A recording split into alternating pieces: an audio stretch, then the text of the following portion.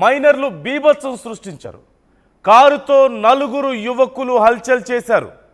Upparpalli 173వ pillar వద్ద డివైడర్ను ఢీకొట్టారు. నలుగురు యువకులకు తీవ్ర గాయాలయ్యాయి. ఎయిర్ బ్యాగ్స్ తెరుచుకోవడంతో పెను ప్రమాదం తప్పినట్లుగా తెలుస్తోంది. ఆ యువకులను కారు నుంచి బయటికి తీసి హాస్పిటల్కు తరలించారు. వెంటనే పోలీసులు అక్కడికి చేరుకున్నారు. ఏం జరిగింది ఏంటి అనే వివరాలు తెలుసుకొని కేసు నమోదు చేసి దర్యాప్తు చేస్తున్నట్లుగా తెలుస్తోంది. మనం విజువల్స్లో చూస్తున్నాం. కారు నుజ్జు అయిపోయింది. మొత్తం పూర్తిగా ఫ్రంట్ పార్ట్ సైడ్ పార్ట్ అంతా కూడా పూర్తిగా నుజ్జు అయిపోయినటువంటి పరిస్థితి మనకు కనిపిస్తుంది. ఎంత వేగంగా వచ్చి ఢీకొంటే అలా అవుతుంది అనేది మనం ఒకసారి గమనించవచ్చు. వేగంగా వచ్చి ఆ డివైడర్ను ఢీకొట్టారు. అందులోనూ మైనర్స్ అయినట్లుగా తెలుస్తుంది. అయితే ఎయిర్ బ్యాగ్స్ ఓపెన్ అవ్వడం వల్ల పెను ప్రమాదం నుంచి వాళ్ళు బయట పడగలిగారు అనేది మాత్రం చెప్పొచ్చు. ఎయిర్ బ్యాగ్స్ ఓపెన్ అవ్వకపోయినా ఇంకొద్దిగా ప్రమాద తీవ్రత ఉన్నా, లేదంటే కొంచెం సేఫ్టీ మెజర్మెంట్స్ ఇంకొంచెం తక్కువగా ఉన్న కార్ అయినా సరే పరిస్థితి ఎలా ఉంటుందో మనం అర్థం చేసుకోవచ్చు. ఆ మైనర్ల ప్రాణాలకి ఖచ్చితంగా గ్యారంటీ ఇవ్వలేని పరిస్థితి వచ్చిండేది. మైనర్లకు కారు ఇవ్వడమే పెద్ద తప్పు.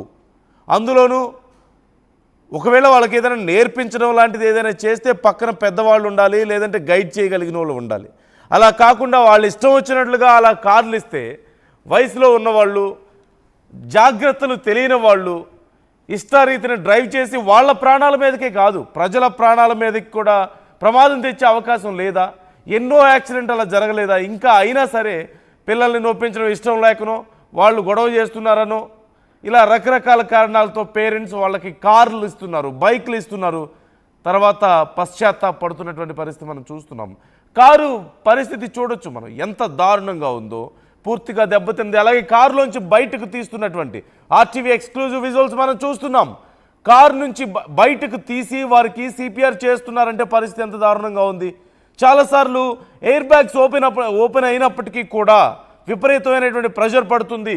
బ్రెయిన్ మీద కానీ చెస్ట్ మీద కానీ పడి తర్వాత పరిణామాలు ఎలా ఉంటాయో మనం చూడొచ్చు.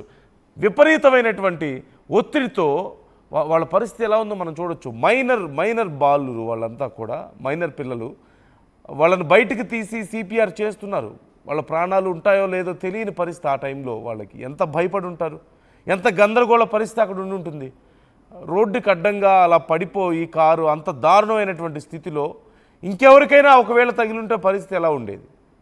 డివైడర్ని వెళ్ళి ఢీకొట్టారు వాళ్ళని వెంటనే స్థానికులు అక్కడ స్పందించి కారు నుంచి వాళ్ళందరినీ బయటకు తీసి సిపిఆర్ చేస్తున్నారంటే అర్థం చేసుకోవచ్చు. ఖచ్చితంగా స్పృహ కోల్పోయి పరిస్థితి ఎంత సీరియస్గా ఉంటే అలాంటి కండిషన్లో ఉంటారో మనం అర్థం చేసుకోవచ్చు. రేపు ఆ పేరెంట్స్ కానీ ఆ కారు ఇచ్చిన వాళ్ళు కానీ ఏ సమాధానం చెప్పగలుగుతారు? ఇప్పటికే జరగాల్సిన నష్టం చాలా జరిగింది.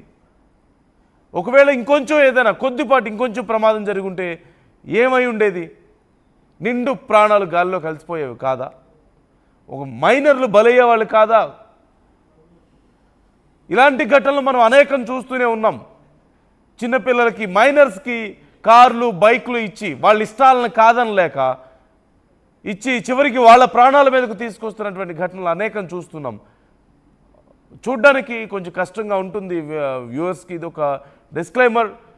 మనం చూపిస్తున్నటువంటి ఈ వీడియోస్ చూడ్డానికి కష్టంగా ఉంటాయి, కొంచెం డిస్టర్బింగ్ విజువల్స్. కానీ పరిస్థితిని మీకు అర్థమయ్యేలా చెప్పడం కోసం మరొకసారి మీరు జాగ్రత్త పడతారని ఆర్టీవీ కోరుకుంటోంది. అందుకే మీకు ఈ వీడియోస్ని మేము చూపించాల్సి వస్తుంది. అక్కడ ఉన్నటువంటి పరిస్థితిని మేము ఎక్స్ప్లెయిన్ చేయాల్సి వస్తుంది ప్రాపర్గా. ఫుల్ డీటెయిల్స్ తెలుసుకుందాం. అసలు వాళ్ళు ఎవరు, ఈ ప్రమాదం ఎలా జరిగింది, తర్వాత పరిస్థితి ఏంటి అని తెలుసుకుందాం. మా ప్రతినిధి పెట్రిషియా మనతో జాయిన్ అవుతున్నారు. పెట్రిషియా, ప్రస్తుతం వాళ్ళ పరిస్థితి ఏంటి? అక్కడ చూస్తుంటే సిపిఆర్ చేస్తున్నట్లు కనిపిస్తుంది. వాళ్ళకి అంటే చాలా బలమైనటువంటి ఇంపాక్ట్ ఉన్నట్లుగా తెలుస్తుంది. మరి వాళ్ళ కండిషన్ ఎలా ఉంది, అసలు ఈ ప్రమాదం ఎలా జరిగింది, పోలీసులు ఏమంటున్నారు?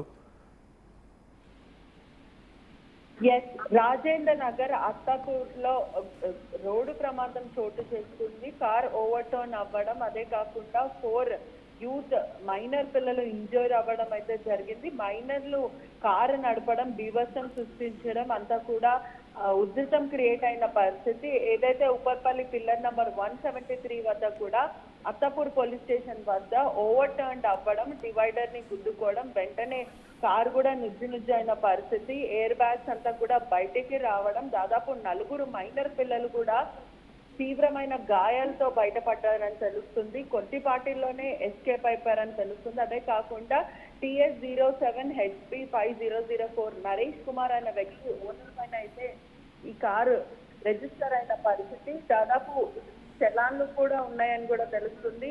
డేంజరస్ డ్రైవింగ్ తో పాటు మరో చలాన్ కూడా ఉందని కూడా మొత్తం మీద తెలుస్తుంది. చాలా డేంజర్ గా వీళ్ళు నడుపుకుంటూ వస్తూ మద్యం సేవిస్తూ యూత్ అదే మైనర్ పిల్లలు మద్యం సేవించడమే కాకుండా వాహనాలు నడపడం అనేది కూడా సెన్సేషన్ అని చెప్పొచ్చు. ఎందుకంటే ఇటీవల కాలంలో కూడా తరచూ ఇటువంటి ఘటనలు చోటు చేసుకుంటున్నాయి.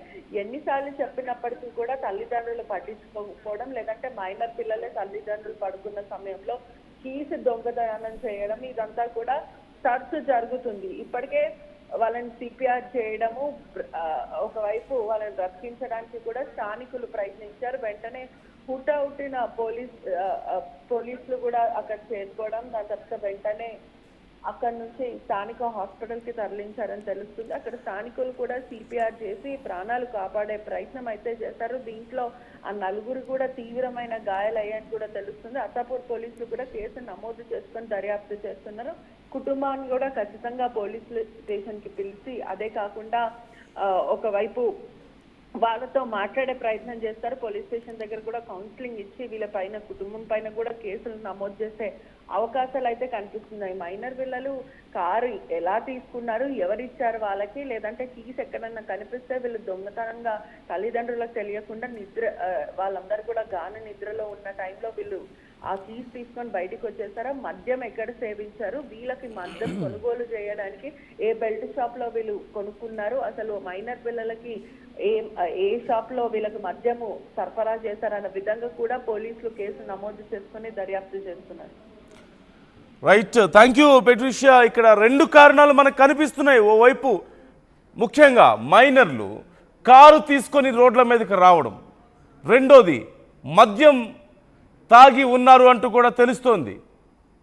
రెండు అతిపెద్ద తప్పులు మైనర్లు చేయకూడని, ఒకవేళ మన సమాజంలో చాలామంది అన్ఫార్చునేట్లీ ఎంకరేజ్ చేస్తున్నటువంటి రెండు దారుణమైనటువంటి పరిస్థితులే. ఈ రెండు పరిస్థితుల్లోనూ వీళ్ళు వాళ్ళ ప్రాణాల మీదకి తెచ్చుకోవడమే కాదు, సామాన్య ప్రజలు, ఆ చుట్టుపక్కల ఉన్న వాళ్ళకు కూడా ఎంతో నష్టాన్ని మిగులుతున్నటువంటి పరిస్థితి మనకు కనిపిస్తుంది.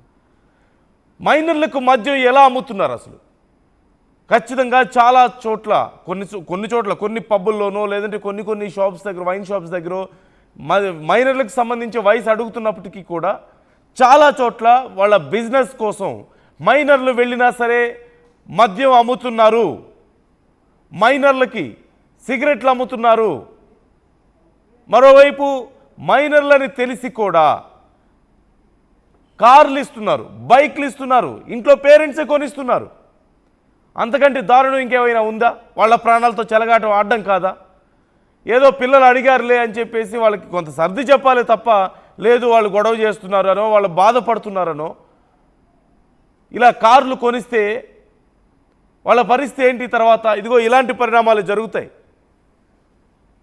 ఇప్పుడు ఎవరు సమాధానం చెప్పగలుగుతారు? ఎవరు సమాధానం చెప్తే మాత్రం జరిగిన నష్టాన్ని ఎవరు పూడ్చగలుగుతారు? త్రుటిలో వాళ్ళు ప్రమాదం నుంచి బయటపడ్డారు, పెను ప్రమాదం నుంచి, ప్రాణాపాయ స్థితి నుంచి బయటపడగలిగారు.